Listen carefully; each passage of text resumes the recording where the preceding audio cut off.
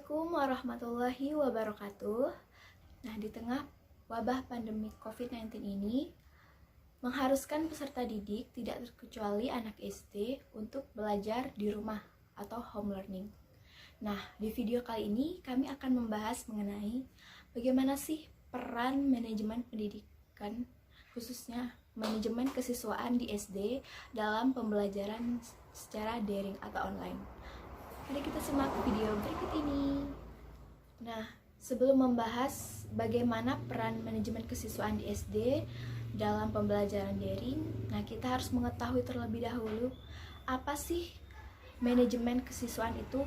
Nah, manajemen kesiswaan adalah proses pengurusan segala hal yang berkaitan dengan siswa, mulai dari penerimaan siswa hingga siswa tersebut keluar atau menjadi alumni dari suatu sekolah. Nah, tujuan dari manajemen kesiswaan ini adalah untuk mengatur segala kegiatan dalam bidang kesiswaan, nah agar pembelajaran dapat berjalan secara lancar, tertib, efektif, efisien, dan dapat mencapai tujuan pendidikan serta mampu mengembangkan potensi siswa optimal. Bagaimana sih peran manajemen kesiswaan dalam mengatur waktu agar pembelajaran tetap berjalan efektif atau berjalan dengan lancar sesuai dengan tujuan yang diharapkan, meskipun melalui sistem pembelajaran daring. Nah, di sini peran manajemen kesiswaan sangat penting sekali pada proses pendidikan, karena di tengah pandemi COVID-19 ini, seluruh sekolah dihimbau untuk melakukan pembelajaran di rumah atau menggunakan sistem pembelajaran daring. Nah, peran manajemen pendidikan atau manajemen kesiswaan ini, khususnya guru, harus bisa menciptakan pembelajaran dengan suasana yang sangat menyenangkan. Nah, peserta didik kan biasanya akan lebih mudah bosan atau jenuh jika harus berlama-lama melihat materi atau tugas melalui smartphone. Pasti lama-kelamaan peserta didik tersebut akan tidak betah. Nah, pasti peserta didik lebih memilih untuk melihat aplikasi-aplikasi lain seperti WhatsApp, Instagram, atau sosial media lainnya yang lebih menarik diminati mereka. Nah, di sini tugas guru untuk menciptakan pembelajaran dengan suasana yang menyenangkan supaya meminimalisir kejadian tersebut, agar pembelajaran akan lebih menarik dan siswa pun akan lebih tertarik untuk mengikuti pembelajaran hingga selesai. Nah, yang kedua yaitu guru harus bisa menguasai dan memanfaatkan teknologi dengan sebaik mungkin.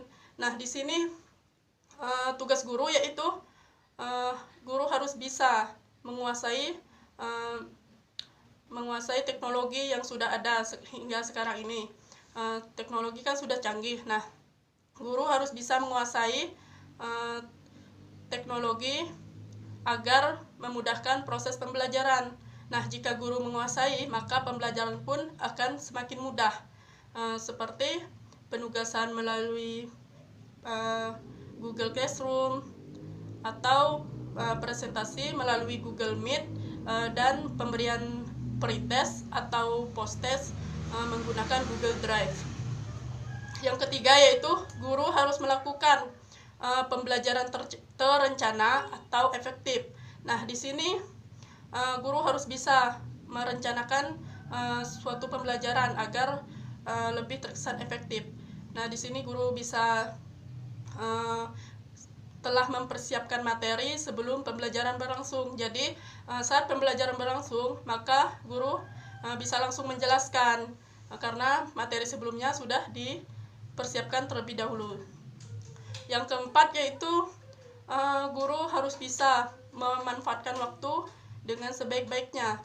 Nah, pada saat pembelajaran daring, pasti waktu yang digunakan pun sangat terbatas karena tidak hanya satu mapel saja, tetapi banyak mapel-mapel yang lain juga dengan sistem daring. Nah, di sini guru harus bisa memanajemen waktu agar waktu yang digunakan pun lebih singkat, atau sebelum pembelajaran berakhir, waktu juga tidak terbuang sia-sia, atau jika melebihi waktu yang ditentukan, maka peserta didik pun akan bertabrakan jam pada saat pembelajaran itu. Nah, di sini yaitu tugas guru harus bisa memanfaatkan waktu dengan sebaik-baiknya agar tidak terbuang sia-sia. Nah, yang kelima yaitu guru harus bisa menyatukan persepsi dan konsentrasi peserta didik. Nah, pada saat proses pembelajaran daring ini, guru kan hanya satu. Nah, sedangkan peserta didik banyak dan berada di tempat yang berbeda-beda. Di sini guru harus bisa yaitu mengalihkan konsentrasi siswa agar siswa itu lebih terfokus untuk mengikuti pembelajaran, tidak digunakan untuk bersantai atau lain halnya, karena dengan kondisi yang berjauhan. Nah, di sini tugas guru yaitu harus bisa mengalihkan konsentrasi siswa kepada kita sebagai guru. Kali ini saya akan memaparkan apa saja kelebihan dan kekurangan dari pembelajaran online ataupun sistem belajar online ini. Tentunya dalam menyikapi wabah COVID-19 ini, Presiden Joko Widodo telah menjelaskan bahwa kita diharuskan belajar dari rumah. Tentunya untuk menyikapi hal tersebut, salah satu solusinya adalah belajar menggunakan sistem daring ataupun online ini, sehingga pembelajaran bisa dilakukan atau dilaksanakan meskipun di rumah. Kemudian saya akan menjelaskan kelebihan dari pembelajaran online ini. Yang pertama adalah pembelajaran bisa dilakukan dimanapun, kapanpun, sesuai dengan kesepakatan antara guru dan siswa. Kemudian yang kedua adalah guru bisa memberikan materi seluas-luasnya. Jadi di situ siswa juga diberi kebebasan dalam mencari materi, yaitu mencari di internet. Kemudian yang ketiga adalah melatih siswa sehingga siswa bisa memanfaatkan media teknologi sebagai media pendidikan atau media belajarnya, sehingga siswa tersebut tidak gaptek teknologi. Kemudian saya akan menjelaskan kekurangan dari pembelajaran online ini. Yang pertama adalah terkadang sulitnya guru dalam mengontrol siswa karena pembelajaran tidak dilakukan secara langsung ataupun tatap muka. Jadi di situ guru sulit sekali mengontrol siswa tersebut, apakah siswa tersebut fokus atau tidak dalam pembelajaran tersebut. Untuk menyikapi hal tersebut, perlu adanya kerjasama antara guru dan orang tua di rumah, sehingga di situ orang tua bisa mengontrol siswa tersebut, kemudian menyampaikan kepada guru, sehingga guru bisa melihat sejauh mana siswa bisa belajar di rumah ataupun tidak. Kemudian yang kedua kekurangannya adalah terkadang sulitnya siswa dalam memahami materi yang diberikan oleh guru atau materi yang dijelaskan oleh guru. Di situ sulitnya siswa dalam mencerna atau memahami apa yang mereka belum pahami, sehingga sulitnya siswa dalam berkonsultasi atau bertanya kepada guru. Jadi terkadang tidak efektif sekali pembelajaran online ini. Banyak siswa yang tidak paham dari pembelajaran yang dilakukan dari sistem online ini. Kemudian kekurangan yang ketiga adalah kurang efektifnya adalah masalah waktu. Terkadang dalam pembelajaran online ini waktu terkadang melebihi terhadap pembelajaran yang seharusnya dilakukan. Bisa dilakukan berjam-jam terkadang. Kemudian kekurangan lainnya adalah terkadang dalam pembelajaran online ini guru terlalu memberikan banyak tugas terhadap guru. Terkadang siswa menjadi terbebani dalam masalah tugas ini. Seharusnya guru harus bisa menyikapi atau memberikan tugas kepada siswa, akan tetapi tidak memberikan tugas yang banyak sehingga tidak membebani siswa atau membuat stres.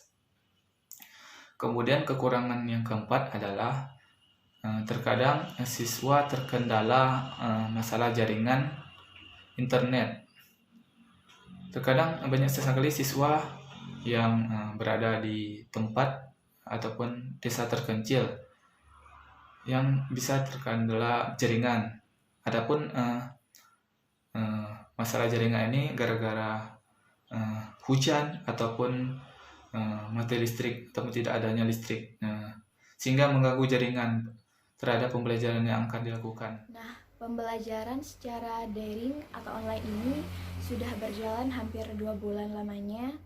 Nah, tentu saja masih banyak kendala yang dihadapi, baik itu dari pemerintah, kepala sekolah, guru, orang tua, bahkan siswa itu sendiri. Karena pembelajaran secara daring ini merupakan suatu hal yang baru. Nah, biasanya kita belajar di sekolah, di ruang kelas, nah tiba-tiba kita belajar sendiri di rumah tanpa dibantu langsung oleh guru. Nah, pemerintah sudah mencari solusi terhadap kendala-kendala yang dihadapi oleh siswa, seperti bagi keluarga yang kurang mampu misalnya, yang tidak memiliki smartphone, untuk melakukan pembelajaran secara daring bisa menonton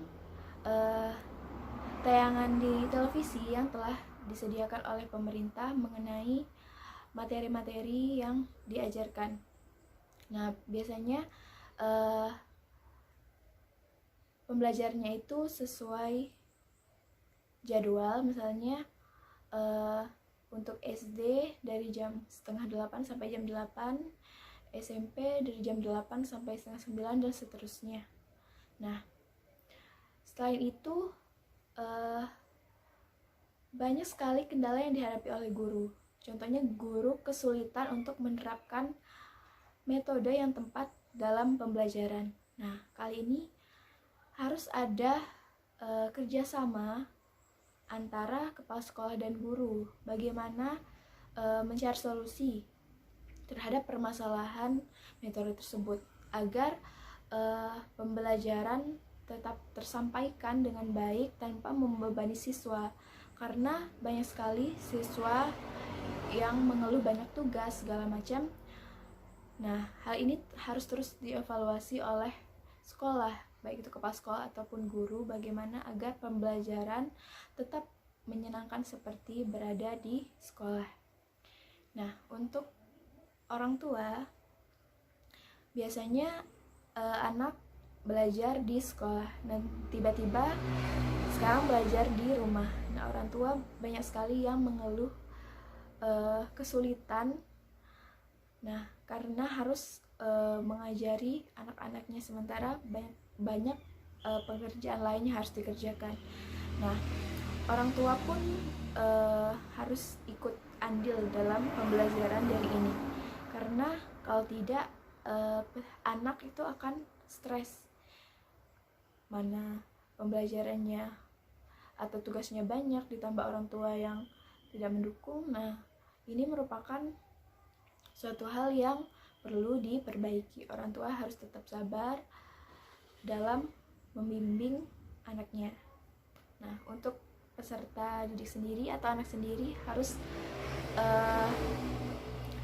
tetap melakukan pembelajaran sebagaimana mestinya dilakukan di sekolah, karena wabah ini bukan berarti kita berhenti belajar, tapi harus terus mencari informasi yang ada, baik itu walaupun tidak dapatkan langsung dari guru, tapi setidaknya kita bisa belajar mandiri terlebih dahulu atau mencari informasi di internet atau sumber lainnya yang mendukung.